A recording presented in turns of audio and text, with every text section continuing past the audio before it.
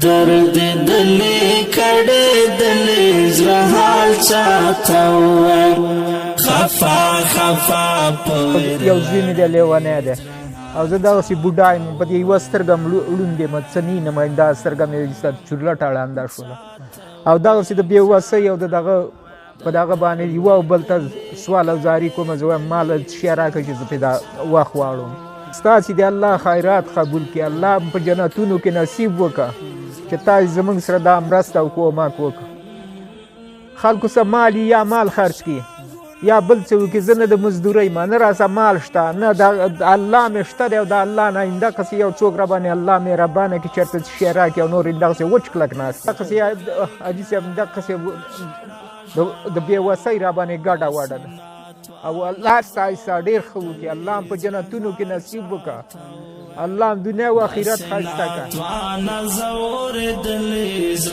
السلام علیکم ورحمة الله وبرکاته. د هیله فاونډیشن لخوا نه زمونږ د ځینو هیوادوالو چې ناچاره دي او همدارنګه زمونږ ستاسو خویندې میندې کونډې او همدارنګه د بېوزله خلکو دپاره یو څه ناڅه کومک او مرسته کړې ده. موږ ترې د زړه د تله مننه کوو. کور یې ودانه او بچی لوي. د یو دېرشو کورنیو دپاره تقریبا 50 کیلوګرامه اوړه دي او 15 لیټره غوړي دي او یوه دړۍ لوبیا دي چې موږ د زړه د تله مننه کوو. کور یې ودانه او بچی لوي. تاسو ته بهتره معلومه ده چې د افغانستان اقتصادي حالات ډېر زیات کمزوري دي. خلک په اقتصادي مشکلاتو کې راګیر دي. په تاسو باندې موږ غږ کوو چې راشئ د خپل کومک لاسونه د خپل هیواد په لوري باندې راوغځوئ تر څو زموږ د دغه ناچاره او بېوسه زموږ او ستاسو دغه سپین سرو او تور سرو د کونډو او یتیمانانو دغه اقتصادي مشکلات یو څه ناڅه حل شي. ډېره به زه ته مننه کوم. کور ودان او بچی لوي.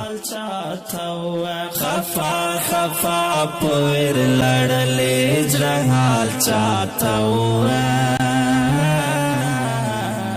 بچی الله دې تاسې سره ډېر ښه وکړي او الله هم روغ لره چې تاسې د غریبانانو او د کونډو او د یتیمانانو سره مرستې کوئ. تاسې له د خدای هغه ځایونه لالونه کړي.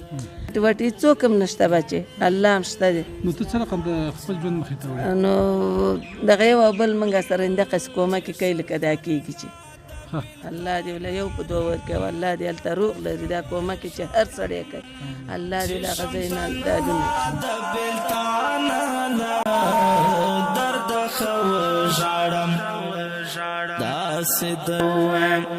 درد دلی کڑی دلی زرحال چاہتا ہوا خفا خفا پویر